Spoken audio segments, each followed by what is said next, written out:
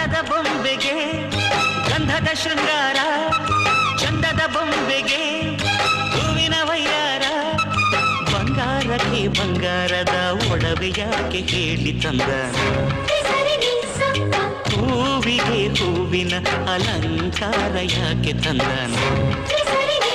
ನಿನ್ನ ನಗುವೆ ಬಂಗಾರ, ಮೌನ ಅಲಂಕಾರ, ನಿನ್ನ ಅಂದವ ನೋಡಿ ನಾನು ಕವಿಯಾಗಲ್ಲ. ಅಂದಕ್ಕೆ ಅಂದ ತಂದ ತಂದಾನ. ಅಂದದ ಬೊಂಬೆಗೆ ಗಂಧದ ಶೃಂಗಾರ,